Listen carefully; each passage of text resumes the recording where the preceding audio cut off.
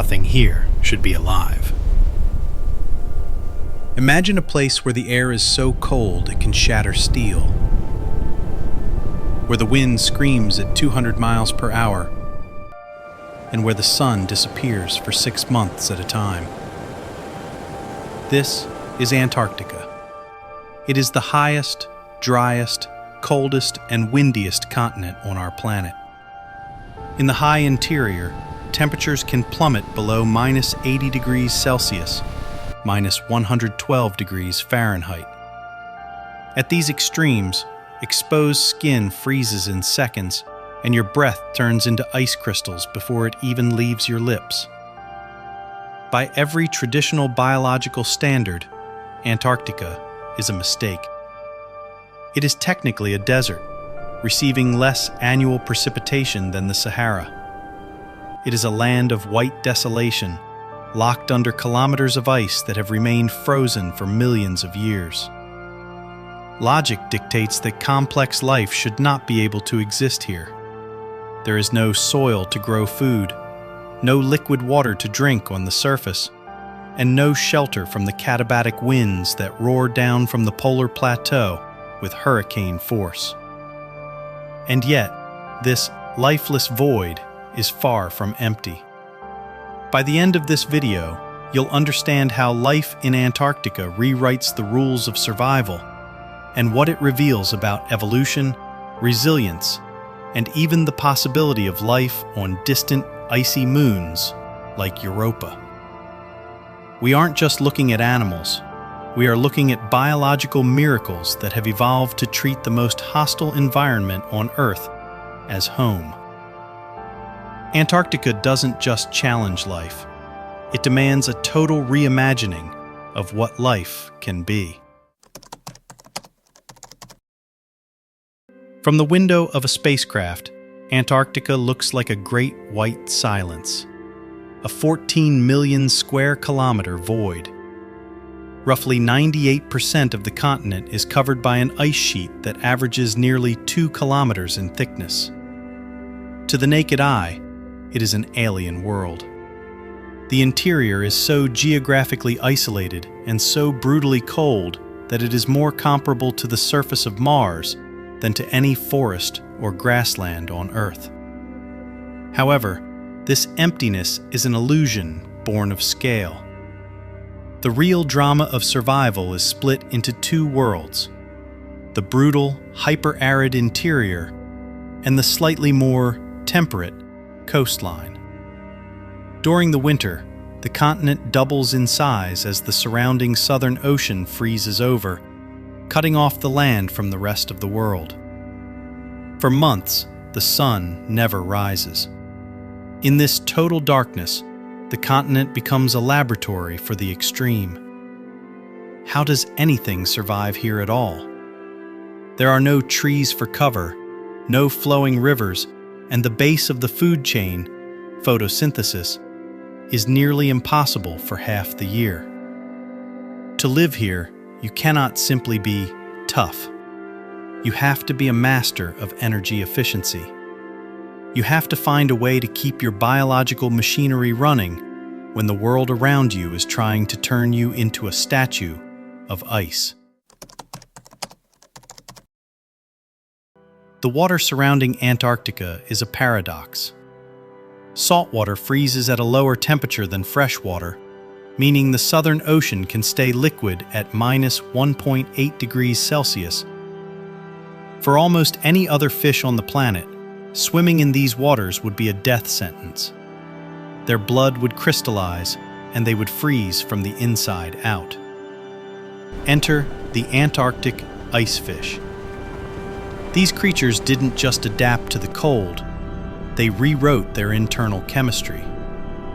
They produce specialized antifreeze proteins that bind to tiny ice crystals in their blood, preventing them from growing and damaging their tissues. But evolution went even further. Some species of ice fish have completely abandoned hemoglobin, the protein that carries oxygen and makes blood red. Their blood is nearly transparent.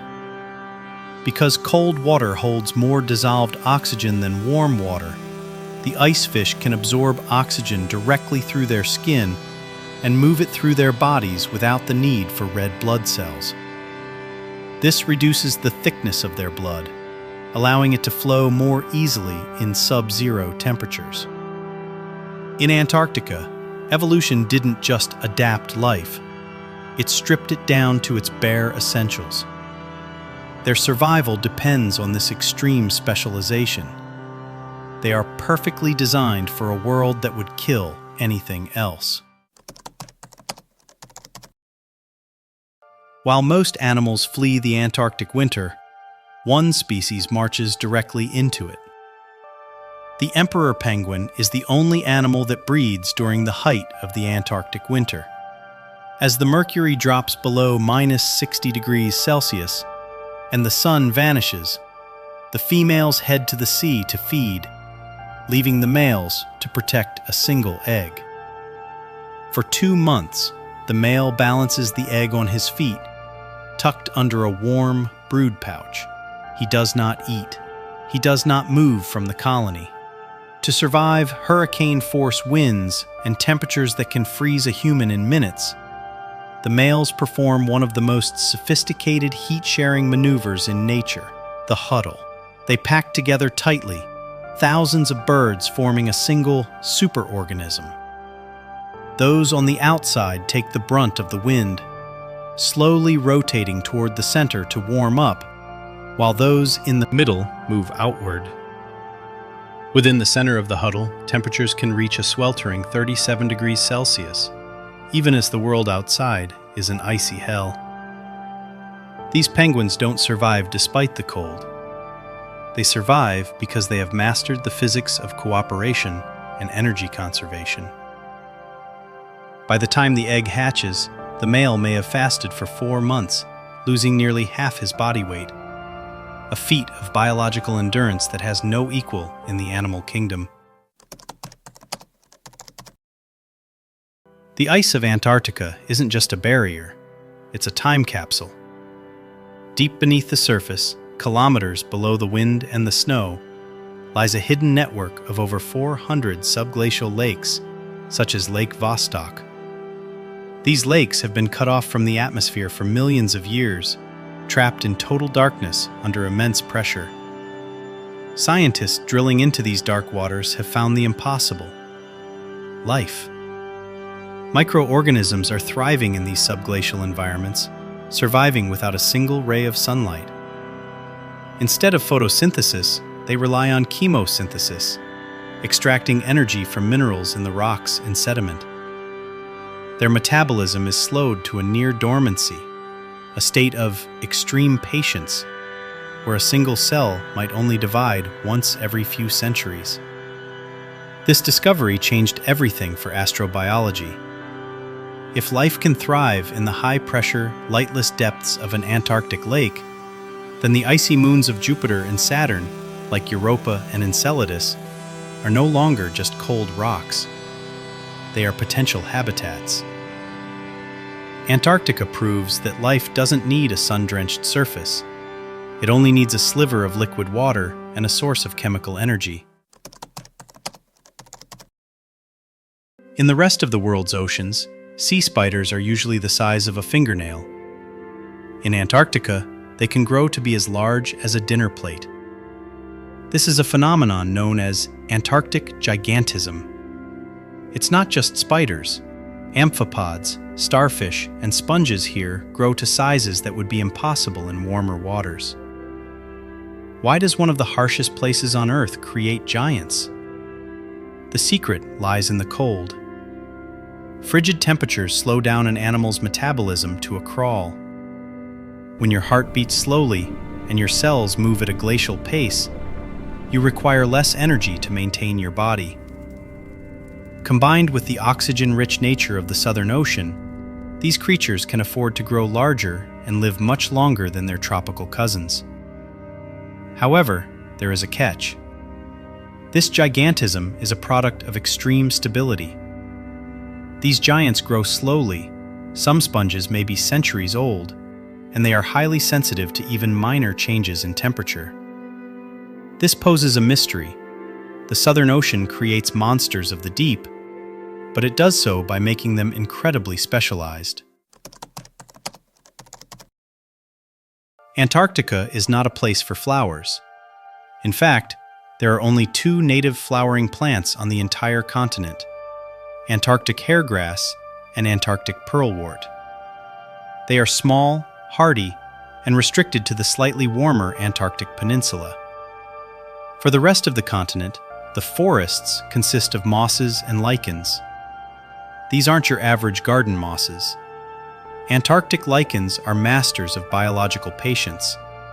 They can grow on bare rock in the driest valleys on Earth, increasing in size by only a few millimeters every century. When the water disappears and the temperature drops too low, they don't die, they simply dry out. They enter a state of suspended animation, becoming virtually immortal until the next thaw. Some have been found to resume photosynthesis at temperatures near freezing. In Antarctica, being alive isn't a constant state. It's a switch that gets flipped only when conditions are absolutely perfect. We often think of evolution as an arms race: faster, stronger, smarter. But in Antarctica, the secret to survival is precision. The Antarctic ecosystem has been isolated and cold for roughly 34 million years. This incredible length of time has allowed evolution to move toward extreme specialization. Life here isn't flexible. An ice fish cannot survive in a tropical reef, and an emperor penguin cannot breed in a forest. Evolution in Antarctica has traded flexibility for efficiency. Every protein, every behavior, and every cell is tuned to a very narrow, very cold frequency. This predictability, the fact that Antarctica has been consistently extreme for millions of years, is what allowed life to move into the void. Survival here isn't about power. It's about a perfect chemical harmony with the ice. This specialization creates a terrifying paradox.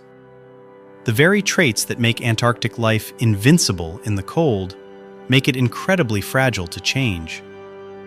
Because these species evolved for millions of years in a stable, sub-zero environment, they have no plan B. As the Southern Ocean warms and ice shelves collapse, the balance is tilting. Antarctic krill, the keystone species, fuels the entire food web, from penguins to blue whales, rely on sea ice to protect their young. When the ice disappears, the krill disappear, and the entire system begins to crumble. The paradox is that the strongest survivors on Earth, the fish with antifreeze in their blood, and the penguins that survive hurricanes, are the most vulnerable to a world that is getting warmer. Their resilience is tied to the ice. Without it, the rules they've mastered no longer apply. Antarctica demonstrates the outer limits of what is possible. It proves that life is not a fragile accident, but a relentless force. Survival isn't just about strength. It's about the chemistry of antifreeze, the cooperation of a huddle, and the energy efficiency of a giant sea spider. Antarctica teaches us that life doesn't need comfort. It only needs stability and time. Whether it is a penguin standing defiant in a blizzard, a fish with clear blood swimming in freezing water, or microbes breathing in a lightless lake kilometers beneath the ice, life in Antarctica is a testament to the idea that there is no such thing as a dead world, only worlds we haven't looked at closely enough. Nothing in Antarctica should be alive, and yet, life found a way. Which Antarctic survival strategy amazed you the most? The antifreeze blood of the ice fish, or the incredible patience of the 100-year-old moss?